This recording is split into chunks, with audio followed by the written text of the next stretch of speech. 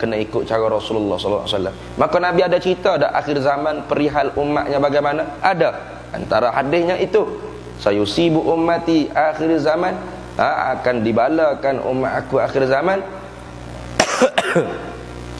ala zulmi sulataihim, atas kezaliman pemerintah-pemerintah mereka, menteri-menteri mereka, kerajaan-kerajaan mereka. Habis kata kena belaka semua umum balwa negara umat Islam.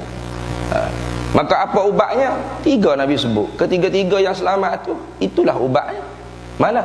Rajulun arafa dinallah, laki-laki dan perempuan yang mengetahui agama Allah. Nak tahu agama Allah bukan duduk di Facebook, bukan duduk di internet, bukan duduk orang panggil bersela mengadap laptop hari-hari. Tak reti, dalil tak reti. Bila dia komen, nampak sangatlah jahil. Orang duk cerita tentang hukum fardiyah, hukum individu. Dia kata kita nak canggah, nak lawan fatwa kebangsaan. Mana kita cerita tentang hukum rokok, kira-kira individu seorang. Bukan kira fatwa kebangsaan. Fatwa kebangsaan memanglah haram. Tetapi haram itu bizanni, dengan zan, bukan dengan nas. Tidak ada satu ayat Al-Quran yang menceritakan tembakau itu haram. Tak ada. Tak ada satu ayat Quran, satu hadis pun menceritakan tembakau itu haram. Oh, dia kata kalau begitu pi kuda tak cerita dalam Quran, ustaz. Pahala dadah apa semua kasbek tak cerita dalam Quran. Jangan menampakkan bangang. Itu masuk dah dalam hadis Nabi sallallahu alaihi wasallam, dan natijah daripada ulama. Nabi sallallahu alaihi wasallam sabda, kullu muskirin khamrun wa kullu khamrin haramun. Tiap-tiap benda mabuk itu arak, dan tiap-tiap arak itu haram. Itu Nabi sallallahu alaihi wasallam sabda. Kemudian ulama pun buat natijah daripada hadis Nabi tadi, kullu muskirin haramun. Tiap-tiap benda mabuk itu haram. Namo arak ke, namo kasbek ke, namo perahan anggur ke, namo tiger cak orang hutang ke, pi kuda ke, dadah ke. Bila terbukti dengan kedoktoran ia menggaibkan akal, dia panggil ghalabah akal, maka itu masuk dari benda muskir, mukhaddarat, benda mabuk. Tak apa tak sebut dalam Quran pun. Namun nanti dia tunggu dalam Quran, innamal pil kuda, siap ni. Memang tak sebut dalam Quran. Tapi mabuk tak? Mabuk. Dalilnya semelih mak sendiri kan api kuda. Kat mana Kelantan tu? Tembok ayah sendiri, tembok adik sendiri, tembok kawan sendiri. Gila tu gila. Arak memang mabuk. Kasbok memang mabuk. Tapi tembakau ada tak? Orang isap rokok, aksiden tepuh lampu isyarat. Kenapa? Mabuk. Ada tengok? Oh, isap rokok mabuk, tepuh lampu isyarat. Kata tengok. Tepuh lampu isyarat, langgar lampu isyarat. Sebab isap rokok tu mabuk je. Ada isap rokok mabuk? Tak ada. Maka jangan kamu masukkan tembakau tu sama dengan benda muskir.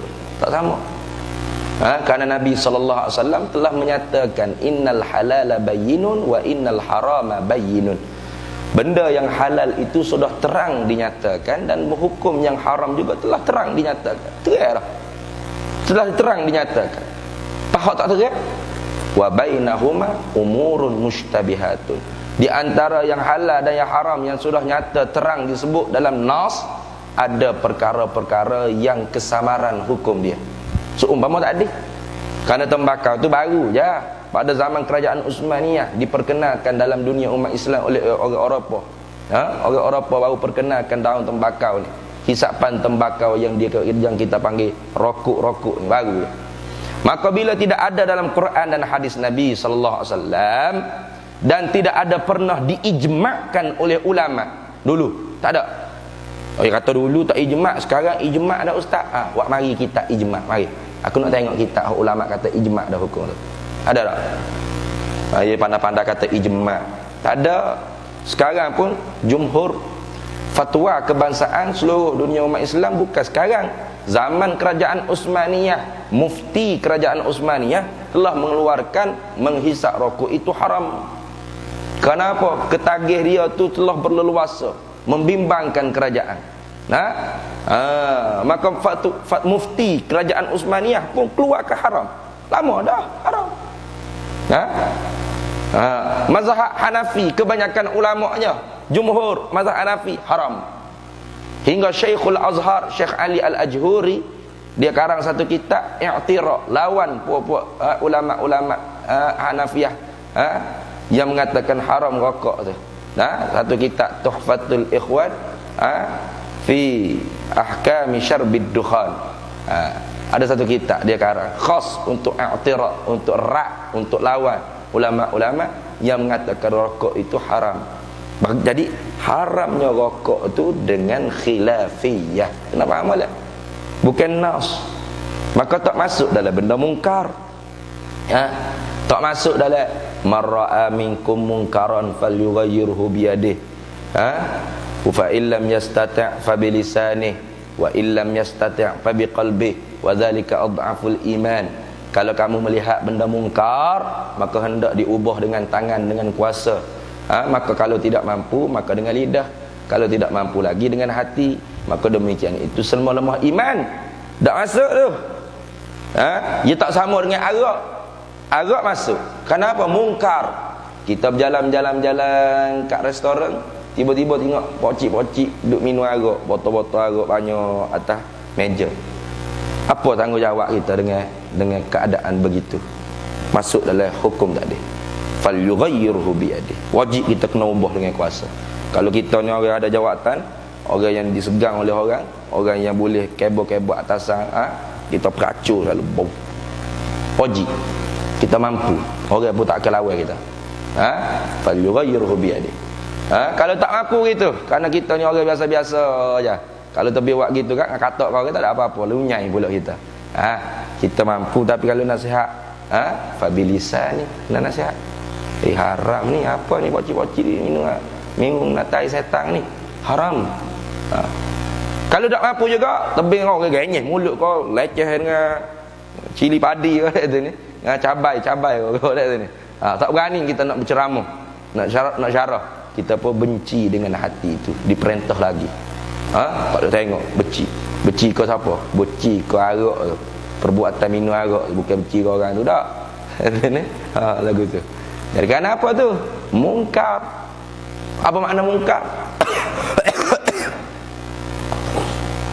Ma hurima bi ijma'in.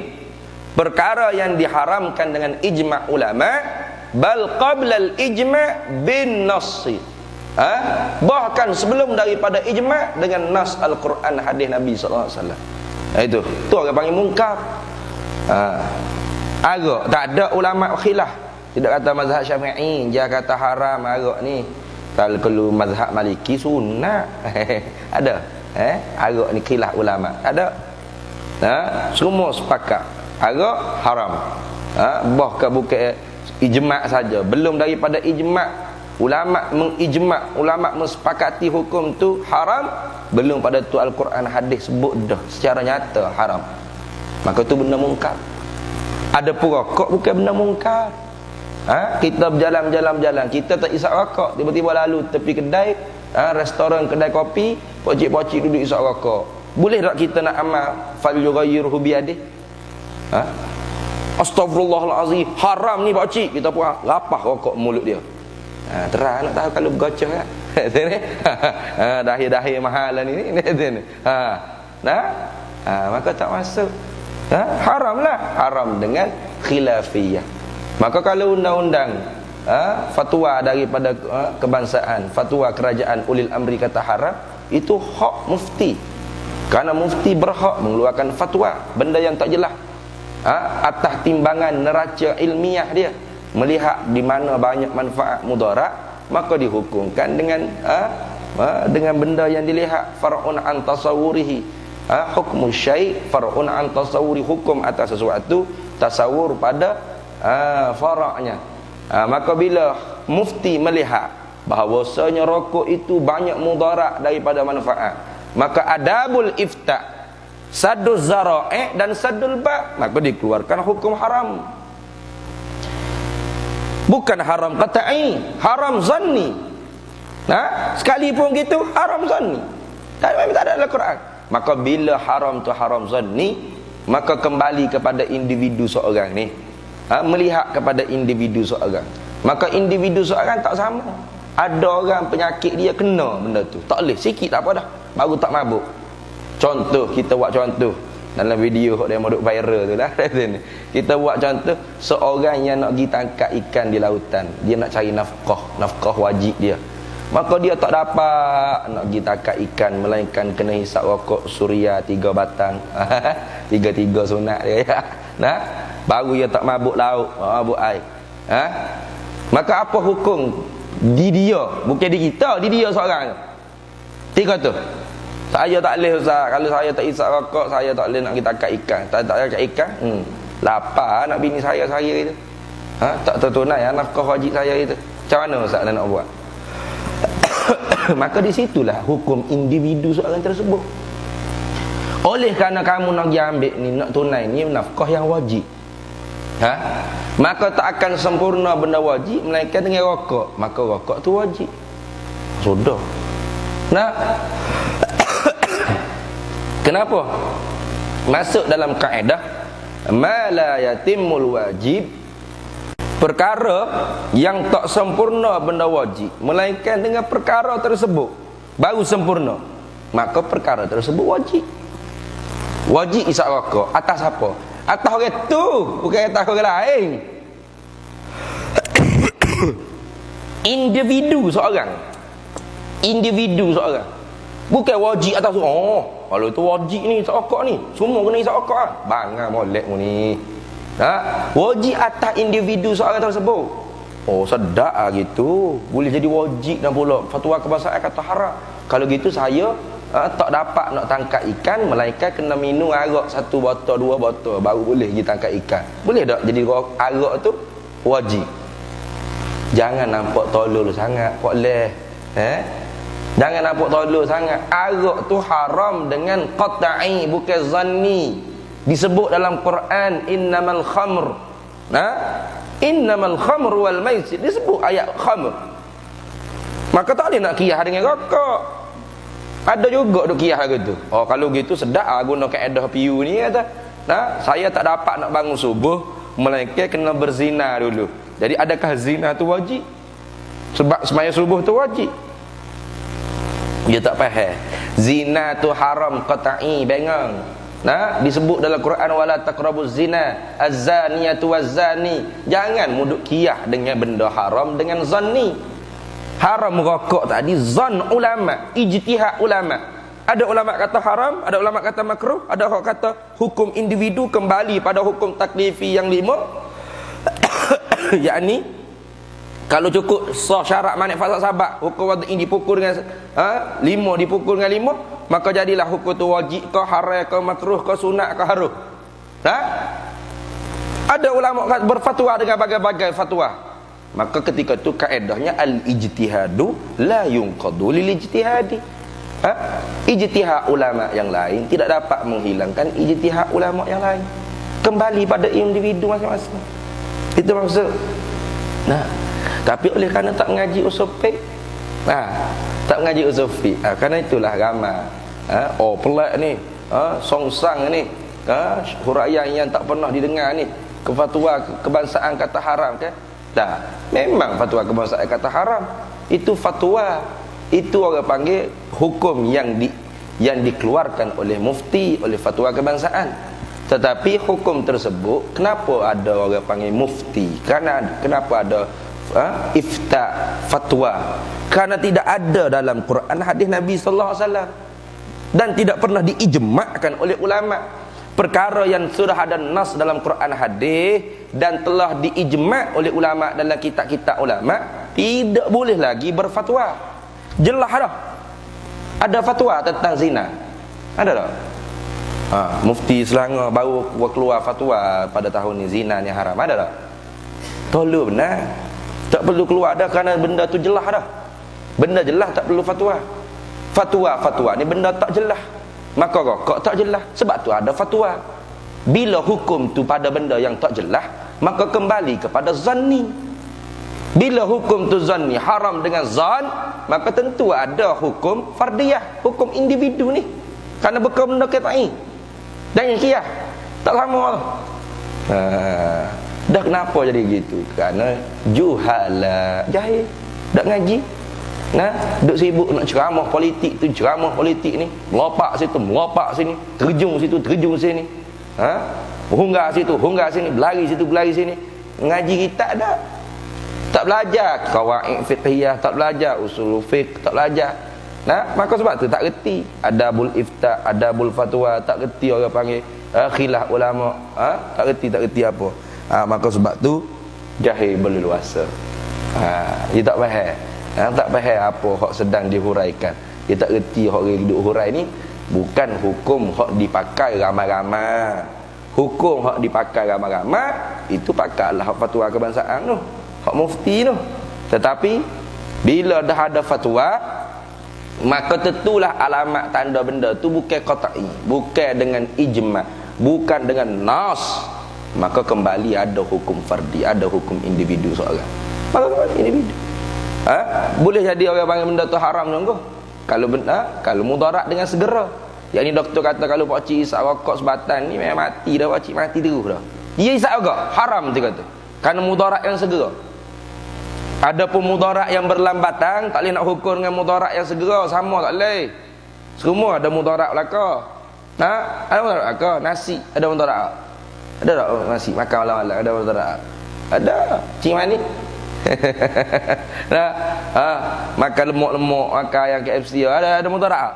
Ada. Sakit jantung. Ni, hati lemak je duduk kupu-kupu jadi apa? Jantung kita tu sombak, kena attack. Heart attack. Apa? Serangan jantung. Ada mudarat ke? Gula ada mudarat. Nak kecil manis apa? Ada mudarat belaka tapi berlambatan. Maka sebab tu halal. Boleh. Kerana dibina di atas ta'rif halal di sisi Imam Syafi'i tak sama dengan ta'rif halal di mazhab Abu Hanifah. Kita orang mazhab Syafi'i, Imam Syafi'i halalnya begini. Al-aslu al-asya' fil muamalati al-ibahah. Asal sesuatu pada muamalah itu harus. Selagi mana tidak ada dalil yang menunjuk kata haram, maka harus. Tak ada dalil yang menunjuk kata haram, maka tinggal di atas asalnya harus. Tak sama dengan mazhab Imam Abu Hanifah. Mazhab Imam Abu Hanifah al-aslu al-asya' fil muamalati haram. Asal sesuatu di dalam bab muamalah haram dulu, sehingga ada dalil yang menunjuk kata halal baru halal. Jadi mazhab Imam Abu Hanifah, perkara yang halal itu sikit, sempit. Yang haram tu banyak. Benda yang tidak tayyib, tak ada manfaat, haram lalulah. Kerana berdalilkan wa uhilla lahumut tayyibat, dihalalkan lahum, lam lil manfaat, bagi mereka itu manfaat, bagi mereka itu manusia benda yang baik-baik. Wa yuharrimu alaihimul khaba'is, dan diharamkan atas mudarat atas mereka itu, ala lil mudarrah, atas mereka itu manusia benda yang keji-keji. Benda yang tak baik, benda yang tak baik. Sifu, kita kata ketam, udang, haram. Orang mazhab Hanafi dak makan tu. Udang ketam ni lepas ke kita. Kita orang mazhab Syafi'i makan tak udang ketam? Pakai? Kau tak pakai? Ada tak pakai sini udang ketam? Pakai tak? Tak pakai. Pakai? Tak pakai. Kita mazhab Syafi'i boleh makan. Kalau almarhum tuan guru ni Abdul Aziz Nikmat dulu, dia tak makan. Lama mula tuk ambo dan jadi tuk okey pas Semerak mula. Tiap-tiap malam Jumaat jemput mula tuk guru baca ceramah di Semerak Pasir Putih tu. Mula tuk ambo ni dia hidai, dia rajin pergi ke laut mana kan. Dia hidai ketai udai. Mula tuk guru dia tolak pakai, dia tak pakai. Kerana yang mazhab Hanafi, dia belajar di India, dia rajah dengan mazhab Hanafi. Tak apa, yang alim. Mazhab Ahlus Sunnah wal Jamaah itu tidak akan khilaf. Kerana tak baik di Hanafi, ketam udang tu tak baik, tidak tayyib. Mula tok guru tolak je. Apa ada masa tu ya? Kita ke mazhab Syafi'i, oi ketam udang sedap, makan perut kena gauk. Baru tahu kena gauk mudarat tak? Mudarat, tapi selalu tak lalu. berlambatan, maka tak boleh nak kata mudarat hok lambat lagi tu haram selalu dah. Sama rokok ke? Tak ada cerita dalam Quran tembakau tu haram. Maka dibina di atas ta'rif al-aslu al-asya fil muamalati al-ibahah. Asal sesuatu dalam bab muamalah itu haram, maka tembakau tu haram. Asal daun tembakau tu haram. Sehingga ada dalil yang menyatakan haram baru haram. Tak ada kata wajib baru wajib. Itu hukum fardiyah tu. Lagu tu luah gitu. Bau hukum, bau kepala otak kita tu tidak sepik. Allah, boy, tak sepik. Ya, haram bagi kamu. Haram bagi orang ni. Wajib bagi orang tu. Sunat bagi orang tertentu gini. Ya, haram bagi orang yang bersangat mudarat lah. Kecil mani, orang kecil mani kena kerak dah kaki. Gula bagi dia manfaat tak? Manfaat tak gula bagi dia? Tak manfaat dah. Tak manfaat dah. Doktor kata sudah dah tu pak cik, minum mani-mani gula-gula buat tak payahlah. Tak ada mudarat, kena potong kaki sebelah lagi kan. Bagi kita hak tak kena kecil manis lagi ni, gula tu manfaat ke mudarat? Manfaat ke mudarat? Manfaat.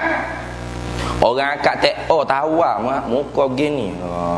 TO tawar dekuk gula ni.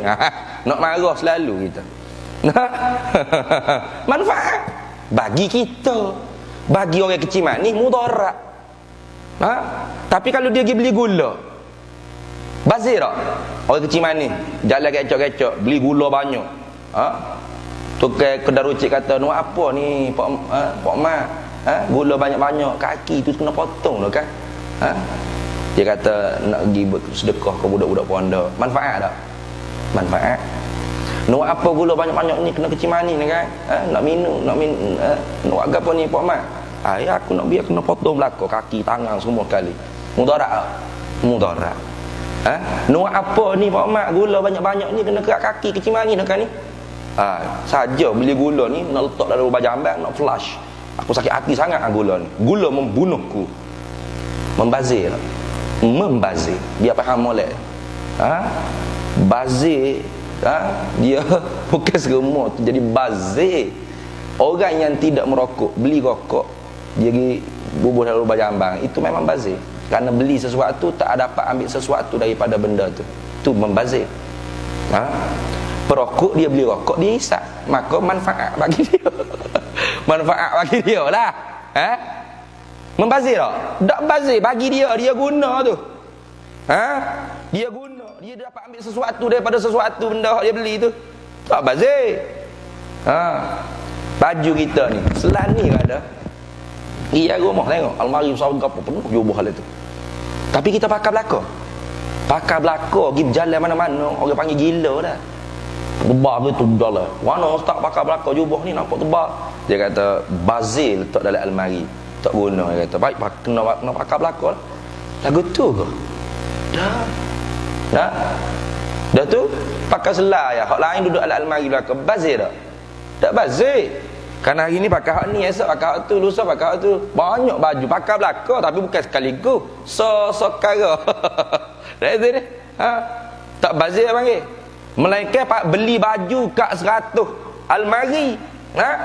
Tetapi tuai telanjang bogel. Tu bazir. Mana telanjang bogel ni? Baju tidak ada rumah. Saya beli baju untuk letak dalam almari je.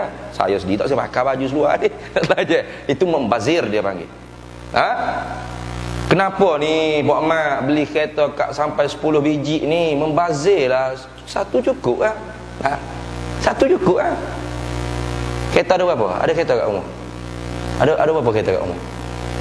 Berapa? Satu. Ada berapa? Satu ke? Ya kau buat ni. Satu belakang ni. Tanya pengerusi lah. Pengerusi ada berapa kereta? 2. Tengok. 2-2 kau naik. Bawa 2-2 gini ke? Dah. Lepas tu membazir beli 2. Beli baik beli so ya guna. Setiap kali guna so ya. Membazir tak? Tak bazir. Kerana kita guna bukan semua sekali seketak. Dia kata bazir beli 10 biji kereta. Awak naik sebuah je pergi ke mana-mana. Iyalah sebuah. Tapi 10 buah ni saya guna belaka. Hari Ahad kereta ni, hari Isnin kereta ni, hari Selasa kereta ni, hari bazir tak? Tak, dia guna belaka. Hak membazirnya beli 10 buah kereta tapi pergi pejabat jalan kaki. Atau bazir. Jabat masuk pukul 8, dia sampai pukul 11 pagi. Bos tanya, kenapa peluh-peluh ni berjeruk ni macam duk mandi sungai Mimpu ni, sampai dah lah lewat. Dia kata, saya berjalan kaki, bos. Bukan kereta ada 10 biji kat rumah. Saya beli kereta bukan untuk drive, saya beli untuk simpan di pos buat pameran museum. Itu membazir dia panggil. Biar tim membazir dia. Lagu tu. Jadi kembalilah kepada individu seorang.